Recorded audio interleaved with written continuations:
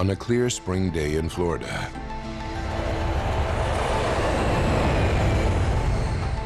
a passenger jet takes off for Atlanta, Georgia. 110 people are on board. Then, just minutes into the flight, the aircraft swerves out of control in the sky. Soon it plummets into the Florida Everglades.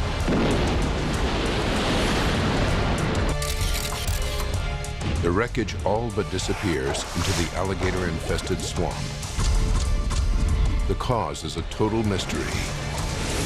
Now, using advanced computer simulation, we reveal the facts behind one of America's most baffling air crashes and show exactly what went wrong on Flight 592.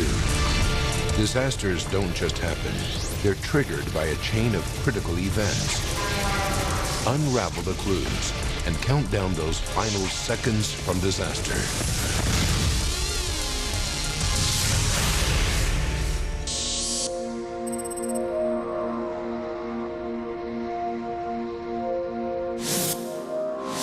The United States, Florida, Miami International Airport, May 11th, 1996, 11:30 a.m. Jay Smith is being dropped off by his friend Scott Kleiman. Jay is on his way home to Montgomery, Alabama. Don't forget to say hi to your parents, okay? Tomorrow is Mother's Day, and his family is looking forward to seeing him, especially his mother, Susan. He is a wonderful child. I could not have asked for a better son. He is perfect in every way. Jay checks the board for his flight, ValuJet 592, scheduled to leave at 1 o'clock. He's at the airport an hour and a half early because security is tight.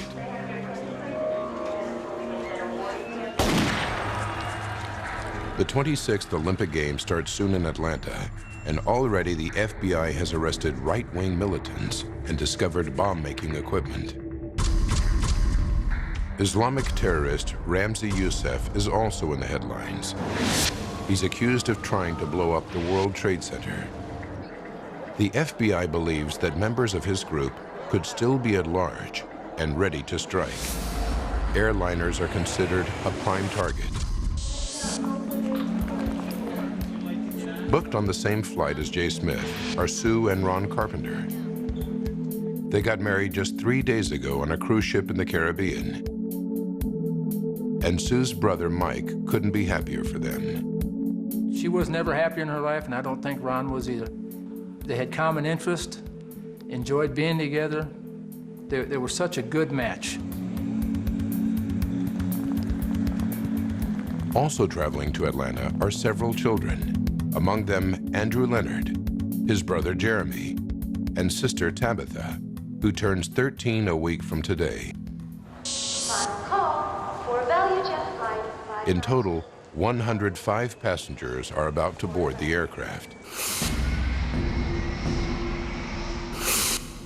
It's a Douglas DC-9-32, a twin-engine jet with a distinctive T-tail stabilizer at the rear. The DC-9 has been in service for over 3 decades and was once a mainstay of American domestic aviation.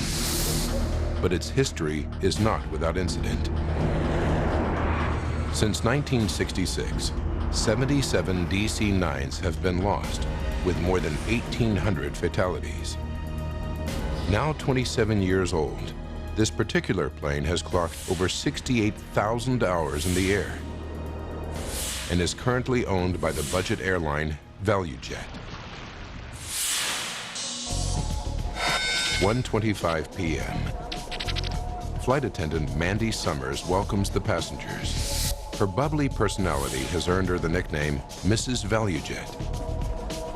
She's only had the job for a few months, but she's hoping for a promotion soon. She just knew it wasn't really where she wanted to be in her life. I guess she envisioned it as something more than it really was when she actually started. At the gate, ramp agents load the DC-9's forward cargo hold with passenger baggage. 62 pounds of U.S. mail and some aircraft parts, 3 tires, and several cardboard boxes labeled COMAT, short for company material.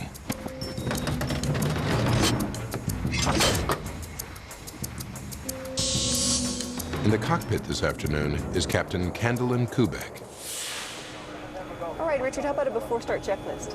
She has 2,000 hours flying time on DC-9s and is known for her dedication to the job. She couldn't get it out of her blood. She was destined to fly and just wasn't happy any other way. 1:30 p.m. and the aircraft is 30 minutes behind schedule due to some minor mechanical problems.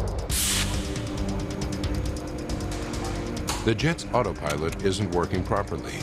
A fuel gauge and cabin phone are out, and there's a glitch in the hydraulics backup circuit.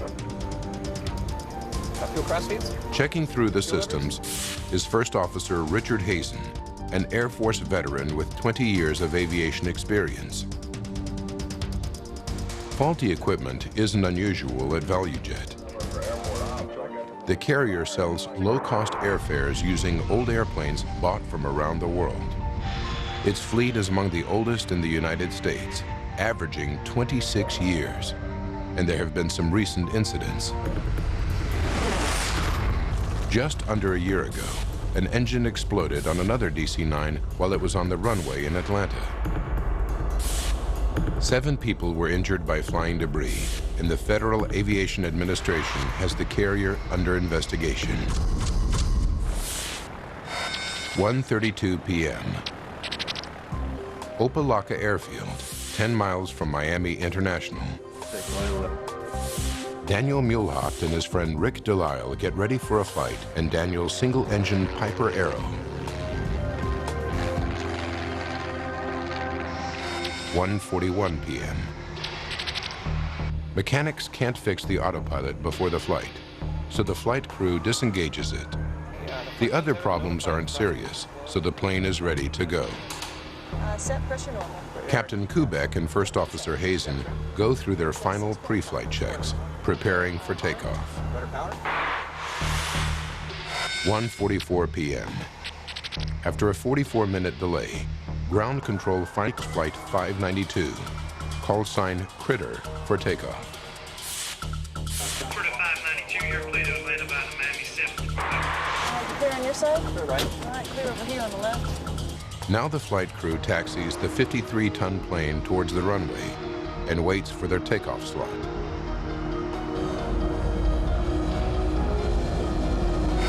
(2:03). 63 minutes after the scheduled departure time. The DC-9 accelerates down the runway and Captain Kubek eases its nose up. At last, Flight 592 is on its way. For now, we ask that you just sit back, relax. Head flight attendant Jennifer Stearns makes the customary reassuring announcement to passengers. Captain Kubek puts the plane into a climb heading for its cruising altitude of 34,000 feet. Jay Smith and his fellow passengers sit back, relax, and prepare for the 92-minute flight to Atlanta.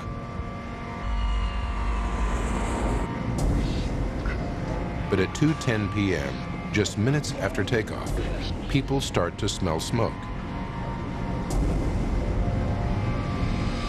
Flight attendant Mandy Summers tries to reassure the passengers.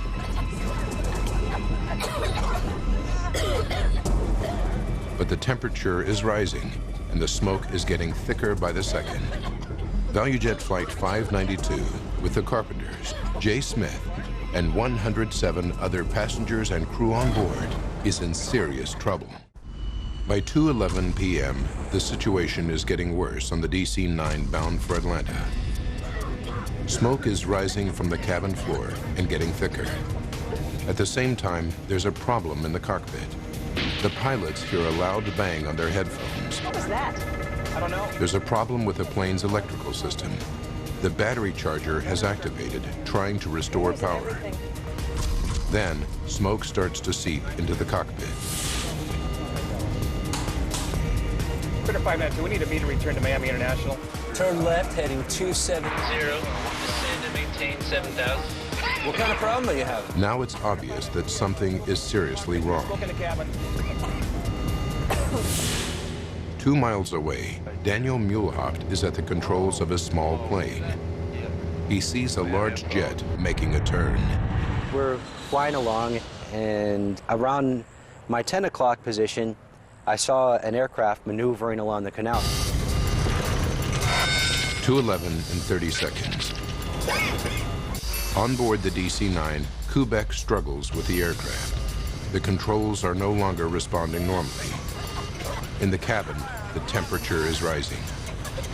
Flight attendant Jennifer Stearns bursts into the cockpit to find out why the pilots haven't lowered the passengers' oxygen masks. We need oxygen. We can't get oxygen back there. Jen, we can't do it. Can't do the mask. The pilots refuse. They realize they're not going to make it back to Miami and ask for the nearest smaller airport instead. We need vectors to an immediate. And Critter 592, back to your nearest runway. From his light aircraft, a crisis is unfolding before Daniel Muehlhaupt's eyes. This guy is out of control. 2:13 p.m. Chris Osceola is fishing with his uncle, Sam Nelson, when he sees the DC-9. Hey, Sam, look at this plane. The aircraft swoops just a few hundred yards over the two fishermen. I don't see flames, I don't see smoke, the landing gear's up. He's doing some odd maneuvers out here. 2:13 and 34 seconds. On board the plane, the passengers and crew have passed out.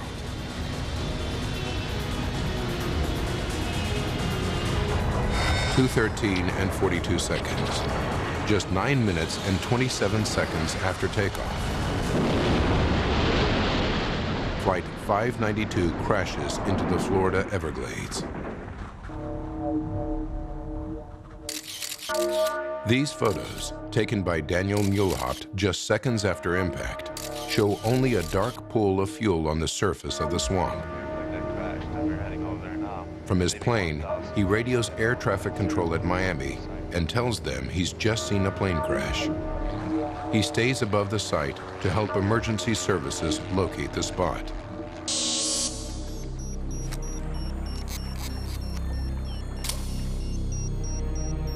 Fisherman Chris Osceola also takes a photo.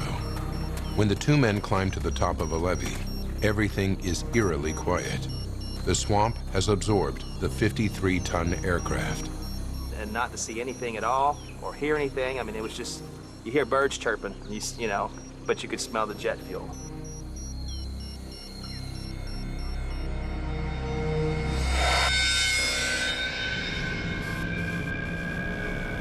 The crash site is 300 yards from the nearest levee and 9 miles from the nearest road.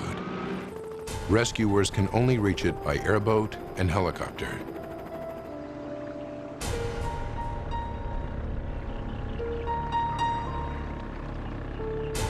Sergeant Felix Jimenez from the Miami-Dade Police is one of the first to arrive.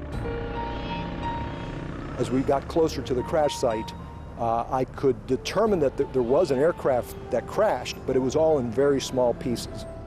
Good evening. Well, if you've been with us through the afternoon, you know that there has been a terrible air crash just northwest of Miami International Airport. A ValuJet DC-9 with 109 passengers and crew bound for Atlanta went down in the Everglades at mid-afternoon.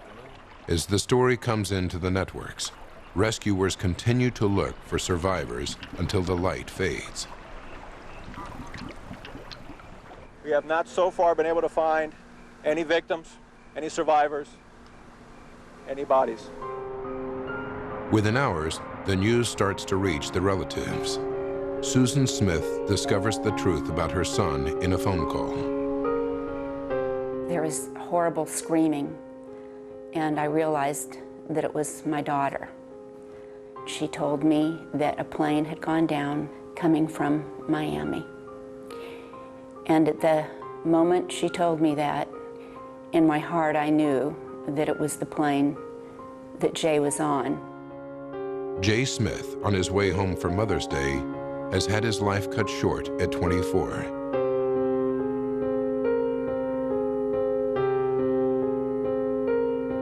At her home near Atlanta, Georgia, Captain Kubek's mother, Marilyn, also gets the news. I really threw myself on the floor and beat the floor and in despair. This just can't be true. I'm having a dream, a nightmare. This is not real. Tabitha Leonard is killed just a week before her 13th birthday. With despair come questions. Why did Flight 592 plummet from the sky just minutes after takeoff? Why were two such experienced pilots unable to save the plane?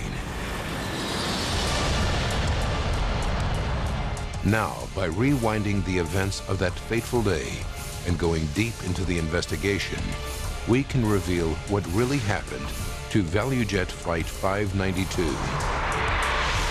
Advanced computer simulation will take us where no camera can, into the heart of the disaster zone.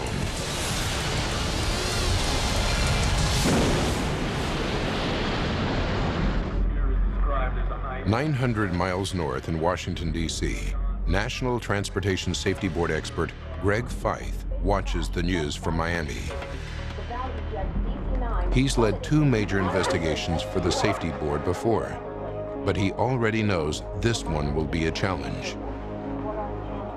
As I was running around my house packing to leave and having all the TVs on and they were showing aerial views of the accident site, all I could wonder as an accident investigator is how am I going to conduct this investigation when I don't see any visible wreckage? As Greg assembles the Safety Board's rapid response team, an NTSB official captures the scene with a home video camera. Just 2 hours after the loss of Flight 592, they're en route to Miami and fly over the crash site on the way. It's a sobering sight. Definitely not a lot of anything out here. With over 800 DC-9s in service, finding out what happened is an urgent matter. But with a crash site like this, Greg will have to slowly build a picture of what happened, piece by piece. All the information that you get, all the evidence that you develop is equal until such time is that the storyline, the facts support a particular storyline. The hole in the swamp is 130 feet long and 40 feet wide. Wearing special biohazard suits to protect them from spilt aviation fuel, rescuers walk shoulder to shoulder, combing the murky water. But the swamp proves almost impossible to penetrate. Beneath the water lies a thick layer of matted vegetation. Sawgrass cuts and tangles the rescuers as they try to move forward.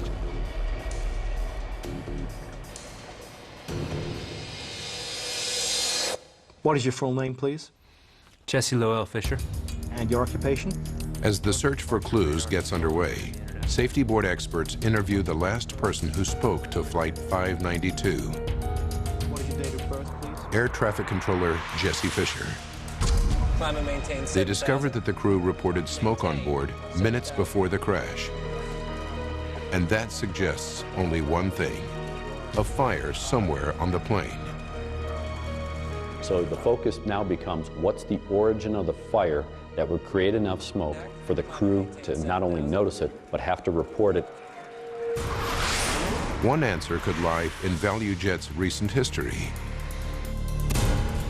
Could this be a repeat of the 1995 incident? Could some kind of engine failure have led, even indirectly, to the loss of a second aircraft? ValuJet alone has 47 other DC-9s in their fleet. Could they all have faulty engines? Thousands more passengers might be at risk. Conditions at the site where ValuJet 592 crashed are hazardous. There's a constant threat from alligators, attracted by the search activity. The wreck and its contents. Armed guards are deployed to keep the predators away. To make matters worse, the airboats and search teams are stirring up the silt layer, reducing visibility below the water from just a few inches to none. Then, in an attempt to see through the murky water, the team brings in ground-penetrating radar. They find a thick layer of mud below the water level. And below that, 7 feet down, solid limestone. The plane smashed into thousands of pieces as it hit the rock.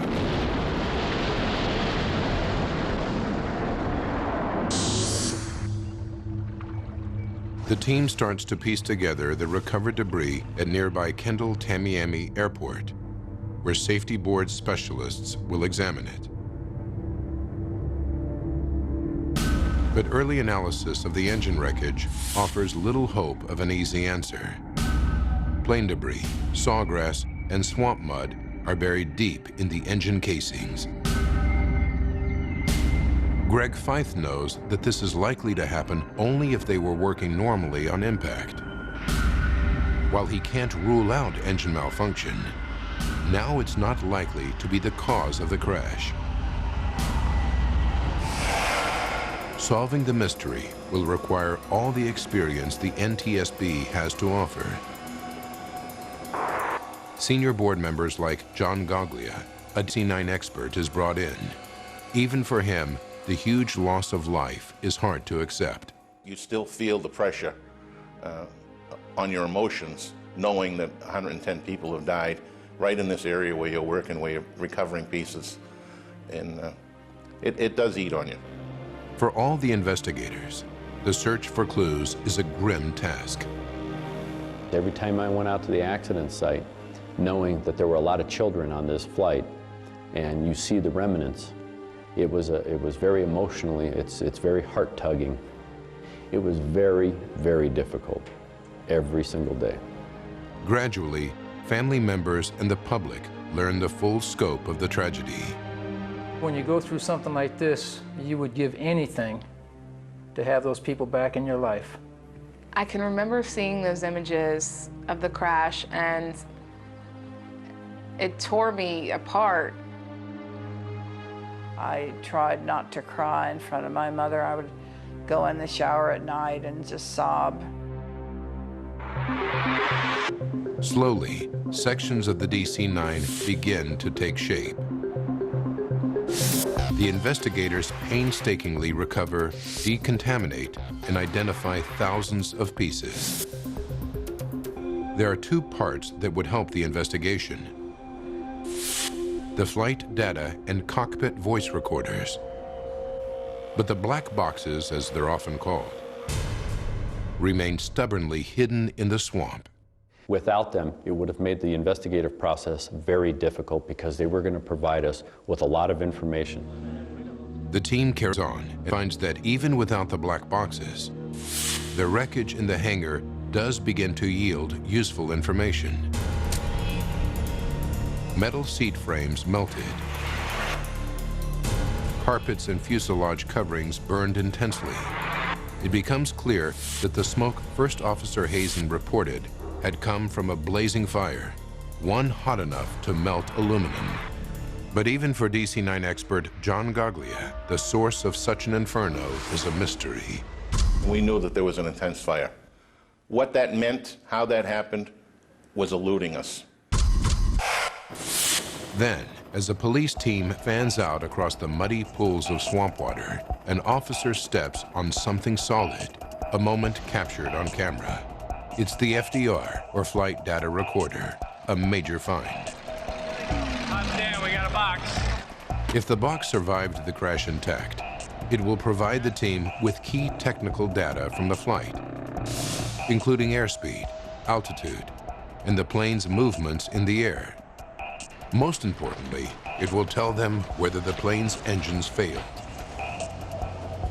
But when technicians and officials at NTSB headquarters get their first look at the flight data recorder, they are not optimistic. This flight data recorder took a severe hit, and when we first saw it in the laboratory, we had great concern that we were not going to get the data off of it. While they wait, the NTSB team considers a new, sinister option. The fire was so sudden and the loss of controls so complete that a bomb has to be a possibility. Did a terrorist's bomb bring this plane down in the Everglades? The NTSB must figure out what caused the crash of Flight 592. What could have happened to an ordinary DC-9 on a routine flight to Atlanta? Could this vast swamp be the scene of a crime? One of the things that we need to identify is whether this is a pure accident or an intentional act. If it's an intentional act, that means it's criminal. Islamic extremist Ramzi Youssef is awaiting trial for the first bombing of the World Trade Center and for plotting to blow up American planes. With the Olympics so close, a major airline bombing would be just the type of attack needed to spread fear and anxiety at the Games. Working closely with FBI agents at the scene, investigators send samples of debris from the crash site to an FBI lab. There they will be analyzed for traces of explosives. It's a tense time, but then there's a big break in the investigation. After hours of delicate work, the NTSB's analysts managed to extract the data from the damaged flight data recorder. The evidence is stark. The aircraft seems to have been suffering multiple mechanical and electrical failures for over 2 minutes. Even the FDR itself seems to have failed about 55 seconds before impact. But the safety board can finally rule out engine failure as the cause of the disaster. The performance data on the FDR showed us that the engines were running. Now they find out there was a fast-burning fire, and the engines seem to have been functioning on impact, but there are still many mysteries about Flight 592.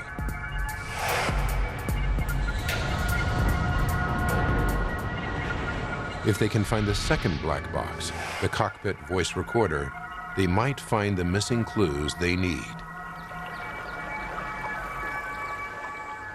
The flight data recorder won't tell us what was actually happening in the airplane. The cockpit voice recorder could give us a clue as to what the origin of the fire was, because the crew would have been talking about the things that were taking place. As the salvage teams continue to search the swamp, investigators look for clues elsewhere. They know that ValuJet is under investigation for its poor safety and maintenance record. There were problems with this ValuJet operation virtually every week before the accident. There was a real concern that was ValuJet shorting on maintenance. Were they doing things in the interest of money rather than safety? That was a very big concern throughout the process of this accident investigation. Greg and his team examined the plane's recent fault history. Can they find the answer to the crash here? Sure enough, they discovered the DC-9 did have several problems prior to takeoff, and that the plane had been delayed as a result. They find that the plane's autopilot had been malfunctioning for 2 days. The pilot's log states that when engaged, it made the plane pitch up and down. Mechanics tried to repair it, but failed. So 592's crew followed standard procedure and flew it in manual mode instead. The team also discovers that the fuse for the hydraulic backup system blew, but this time mechanics did manage to repair it. Although it seemed like a promising lead, they can find nothing in the maintenance log that explains the crash. It was clear that singly or collectively, none of those would have caused a fire on the airplane. Then the results come back from the FBI lab, and the investigators, the organizers of the Olympic Games, even the federal government breathe a sigh of relief. This was not an incendiary type device or an explosive type device. That put the fear aside for us as investigators that we were going to be looking at it from a different perspective. They can now rule out a terrorist attack as the cause of the crash. But Fife is still no closer to solving the mystery. Finding the cockpit voice recorder, or CVR, is still their best hope in the search for the cause of the disaster. By Sunday, May 26th, the search has been going on for more than 2 frustrating weeks. Today, the search party is 1 man short. So Sergeant Jimenez, the policeman who had been one of the first on the scene after the crash, volunteers to go back into the swamp. The search was very difficult. It's 80 and 90 degree weather, high humidity.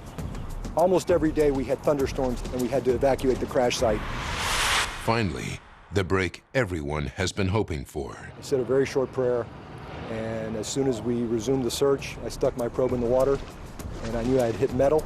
I reached down, followed the probe, and pulled out the CVR. It's not just the policeman's prayer that's answered. It's also a major turning point for the team. The voice recording gives investigators a chilling insight into the crew's last moments. First, they discovered that Captain Kubek and her co-pilot Richard Hazen knew they had a problem at 2:10 p.m., 6 minutes into the flight, when they heard a strange noise on their headphones. What was that? I don't know. We got some kind of electrical problem. Then, the plane's battery charger kicks into life. Battery charger's kicking in. We're losing everything. It's another clue. The battery charger would start if there was a loss of electrical power. Could an electrical fault have caused the fire? Much of the wiring has been badly damaged or completely destroyed. The rest is in bits on the hangar floor. Even so, they still might hold clues to what happened. But try as they might, they can't find any evidence for a short circuit. It's another dead end. Once more, they return to the cockpit voice recorder.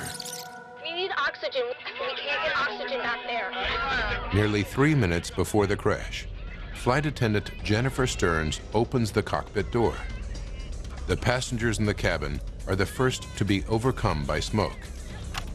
To Fife, this places the fire somewhere behind the pilots. Investigators at Kendall Tamiami concentrate on the area around the jet's passenger cabin. The fire was so intense here that the floor has literally melted away. Could something beneath the passengers' feet, possibly in the forward cargo hold, have started the fire? It's an unlikely scenario. This compartment is officially known as a Class D hold. Completely airtight, it also has a fireproof lining. Any blaze here should quickly burn itself out due to lack of oxygen. But Fife checks it out anyway. We had to go back to the manifest. We had to see what was in that forward cargo hold. The safety board studies the paperwork to see if the forward hold contained anything suspicious. There were 62 pounds of mail and some passenger baggage. But with a bomb or incendiary device already ruled out, investigators move on. The manifest shows 3 tires from another DC-9 in the compartment. The shipping ticket also lists 5 cardboard boxes full of parts labeled oxygen canisters loaded in the hold. At first, Greg and his team have no concerns. They think they're empty steel oxygen cylinders that fit in many different kinds of planes. But then the whole investigation takes a dramatic turn. These are not just oxygen cylinders. In fact, they're chemical oxygen generators, small metal canisters containing a volatile mix of compounds. That changed the whole complexity and complexion of the investigation. When installed, the generators supply oxygen for passengers in an emergency. They are attached to a face mask with a thin rope that connects to a firing pin. If passengers pull down on the masks, the pin is released, starting a chemical reaction which produces oxygen.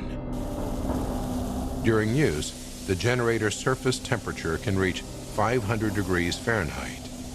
Could the spare generators housed in the hold have somehow activated and burst into flames? There's just one problem with this theory. The shipping ticket lists all the generators as empty, so they couldn't have been hazardous. Or could they? Investigators interview staff from ValuJet's maintenance company, SaberTech, based in Miami.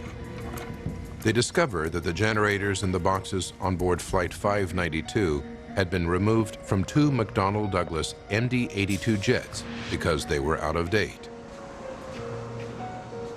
The rules for disposal are clear. They should either be activated and disposed of properly or made safe by fitting small safety caps over the firing mechanism. SaberTech produces work cards confirming that the generators were properly dealt with. But then comes a disturbing discovery. Salvage teams recover 28 of the generators from the swamp, 18 almost intact. Greg and his team examine them carefully. They discover that 9 of the 28 show signs of activation. At least some of the oxygen generators could not have been empty, as the shipping ticket said. When they question the SaberTech workers further, they admit they didn't fit any safety caps on the canisters. They just duct taped the cords around the metal canisters or cut them and stuck the ends down with tape. Then they signed off the work cards, even though the correct procedure hadn't been followed. Finally, a stock clerk packed them loosely under a layer of bubble wrap. I couldn't understand how the process could break down so substantially, and the carelessness that originated on the shop floor could escalate to getting these oxygen generators on the airplane.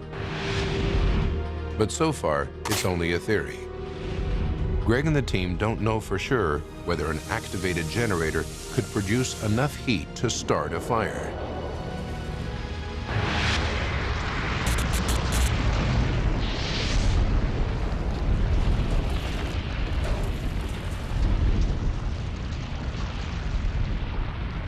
At this point in time, nobody really had a good understanding of what happens when these oxygen generators start producing oxygen.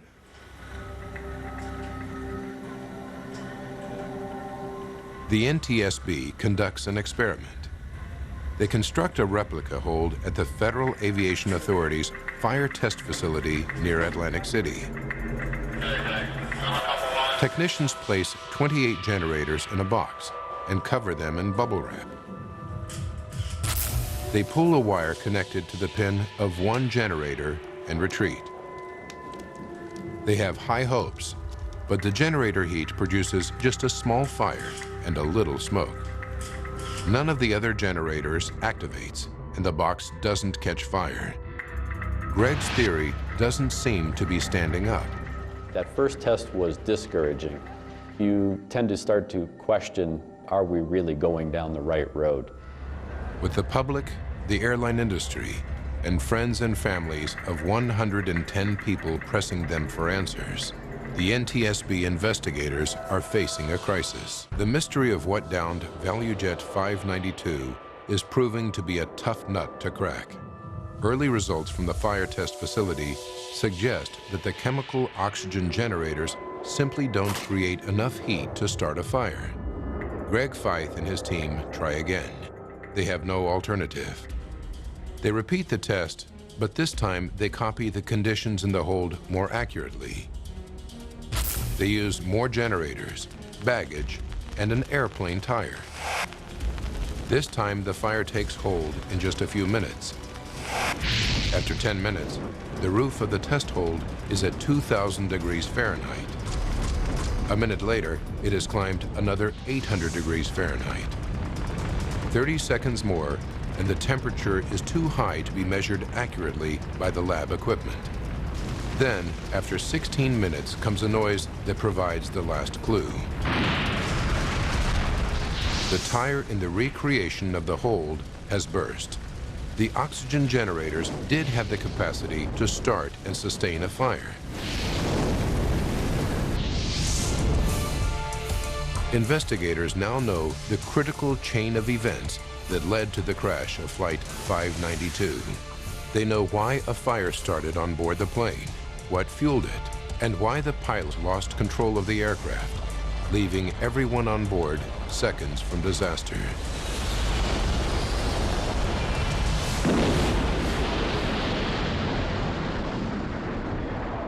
May 11th, 1996. 1 hour to disaster. A SaberTech driver pulls up at gate G2 at Miami International Airport with ValuJet cargo for Flight 592. Inside the boxes are 144 out-of-date oxygen generators loosely packed. A ramp agent places them around a large airplane tire. The pilots are unaware that they have a dangerous load on board. 30 minutes to go. As the plane taxis to the runway, the loose packing and unsecured cargo jolt one of the generators into action. It begins to heat up. 11 minutes to disaster. The plane taxis to its takeoff position. In the hold, the surface of the metal generator gets hotter and hotter. Soon the heat ignites the cardboard box and bubble wrap, and the blaze begins. 10 minutes to disaster. Flight 592 takes off from Miami International. Even though the hold is airtight, the fire is now blazing, sustained by the oxygen produced by the generators. 3.5 minutes to go. What was that? The sound heard by the crew is one of the tires in the hold bursting, just as it did in the lab test. Unknown to the pilots, the fire begins to eat away at the systems on board. We got some kind of electrical problem. The battery charge is kicking in. We're losing everything. The battery charger can't help the stricken jet as the fire is consuming everything in its path, including the control cables that run to the rear of the plane. Captain Kubek begins to lose control of the aircraft. Temperatures in the hold have now reached more than 3,000 degrees Fahrenheit. In the cabin, passengers are becoming desperate as they choke on the toxic fumes.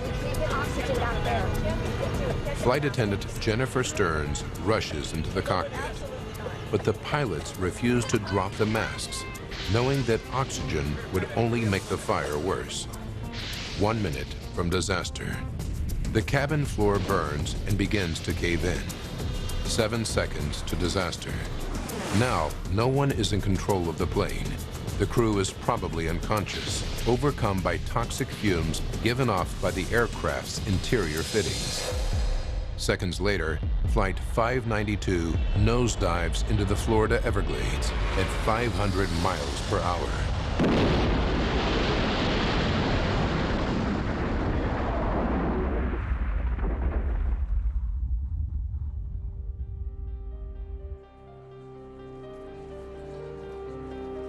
Nearly 3 months after the crash, relatives hold a mass funeral for 48 of the victims whose remains are interred together. Only 61 of the dead are ever identified.